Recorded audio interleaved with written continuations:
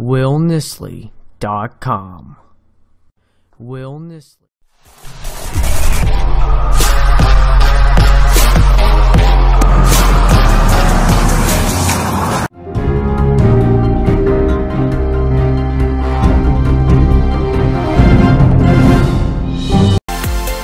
Hi, I'm Carl Azuz for CNN 10. A congressional meeting leads off this week's coverage, but it's not a gathering of just a few hundred lawmakers. The National People's Congress has thousands. It happens every year in China, the world's most populous country. The 3,000 politicians who will be under one roof will be hearing about the communist government's priorities, its policies, its trade relationships, its territorial claims in the South China Sea, its plans for dealing with a new U.S. president. China has the world's second largest economy. The Congress will hear the government's plans for growing it and reducing poverty. Another topic, which we talked about last week, the calls for independence in the special autonomous region of Hong Kong. China's second highest ranking politician said they would go nowhere. He also spoke out against independence calls in Taiwan. The National People's Congress usually lasts a week or two. It doesn't have a specific schedule. And unlike the U.S. Congress, which is responsible for America's legislation, the Chinese Congress has less governmental power. It is required to, quote, unswervingly adhere to the leadership of the Communist Party of China. Our next topic today is slavery. Experts estimate there are more slaves today than there have been at any time in history. 48.5 million people currently live in some form of bondage, according to the Global Slavery Index. This includes people who are forced to work, forced into marriage, bought and sold as commodities. The United Nations says human trafficking affects almost every country on Earth. As part of CNN's Freedom Project, which aims to draw attention to modern-day slavery and expose the criminals who trade in it, we're taking a look at a program that gave some students a sense of what forced labor is like. I need you to take a bolt. Slower. Another row here. 5 in a row. It's 8:30 in the morning at this Hong Kong high school, but This is not a regular day. My name is Mr. Friedman. I run a company, and our company makes nuts and bolts, and you have one of them in your hands. Classes are canceled, Mr. Friedman says. Their labor is his for the next 5 hours. And you're going to take the nut, you're going to put it on the bolt, you're going to take the nut and put it on the bolt continuously. I do not want you to talk to anyone else. I don't want you to even make eye contact with me. The minutes crawl by. The students look bewildered, confused, even angry. You, come over here. You're not doing it faster. Stand over here and do it faster. Time is money. Come on, faster. Okay, give her a detention. Right here. Just because. Don't drop the bolt. Give her detention. The teenagers struggle. The process is painfully slow. You're done. Then Mr. Friedman reveals his true intentions. This was a simulation. It was to give you an opportunity to experience what it's like for a short period of time to lose control of your life. To help them understand what it's like for the millions trapped in forced labor. When I was doing it, my hands started sweating, I was sweating. So I can't basically imagine how people would do it for like 14, 15 hours every day. Do you think it was fair? No. No. Did you like me? No. Okay, very good. Thank you very much. I was pretty close to walking out of the room. I felt pretty disheartened when I got, punishment. Just an hour from their school day, designed to drive home the realities of modern-day slavery. An experience intended to motivate young people to try and make a difference. I would definitely feel more sympathy for those who are, in slave labor. I feel like as students, we can actually raise awareness about this issue. Join us on March 14th to stand up to slavery. Alexandra Field, CNN, Hong Kong. 10-second trivia.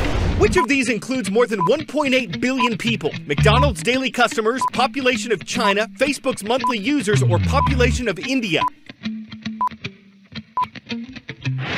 The social networking website Facebook says it has 1.86 billion people who actively use it every month.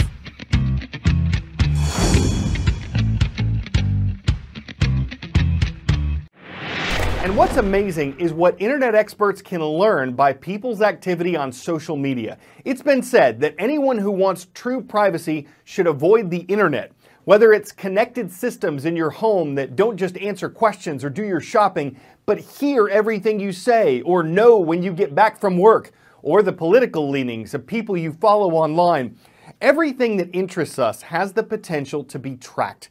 Can this make life more convenient? Yes. Could it get people into trouble? Absolutely, and especially in countries where your freedoms could be limited by your likes. CNN's Fareed Zakaria talks to the man who pioneered a model to determine your personality traits based on your online activity.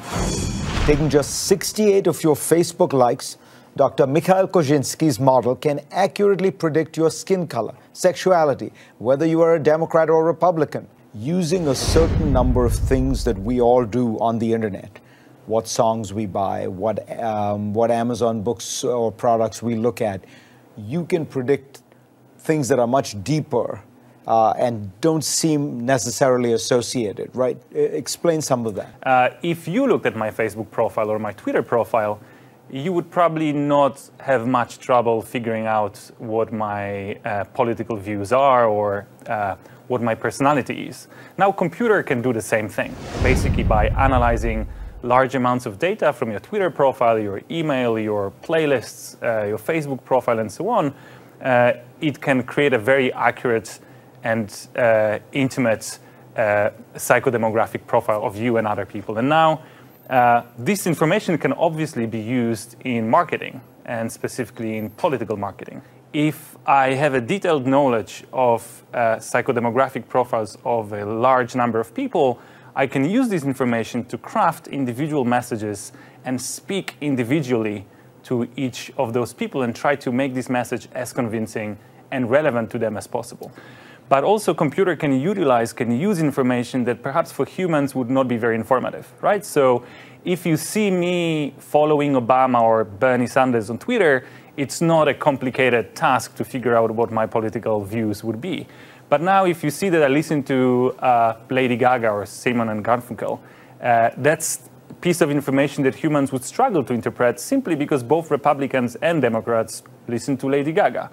Now, what computer can do, computer can go and look at this data in much more detail. It can look at millions of people, and I bet that there would be a small difference between how likely the Republicans are to listen to Lady Gaga and how likely Democrats are to listen to Lady Gaga, something that for a human being is not perceptible. Now, does it mean that if you listen to Lady Gaga, you're Republican or Democrat? Not at all. There's just this little tiny, bordering on insignificant amount of information in each digital footprint like that. But now the algorithm can aggregate information from thousands or millions of crumbs of information and then create a very accurate prediction. What are the ethical dilemmas of wading into these waters? Well, we have to remember that governments, companies, and organizations can use the very technology that can be used for your good. They can turn it against you. Now, how they can turn it against you? Well, they can, behind your back, without you knowing, try to infer your intimate traits, such as your political views, your sexual orientation, your personality, and intelligence. And now, actually, in a country as free and open-minded as America, it's probably not a big issue today. Maybe you'll get some creepy marketing. But we have to remember that the same technologies are being used by governments in way less liberal countries, where revealing your political views or revealing your religiosity or your sexual orientation can be really a matter of life and death.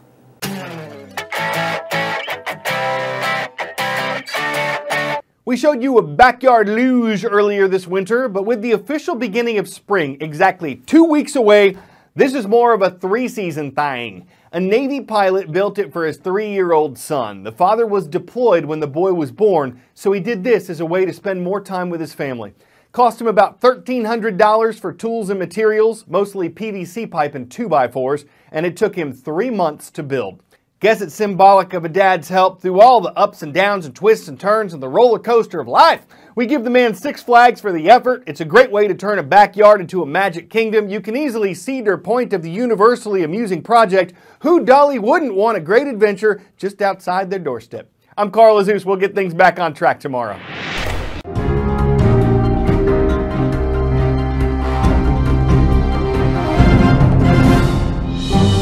Hey guys, if you want to get active on my channel, if you want to get that latest stuff, if you want to get the latest blog posts, then click or tap the subscribe button right up here. You can also check out my website with the latest posts right down here. And you can view a random video for yourself right over here. Also, I encourage you guys to check out the description down below.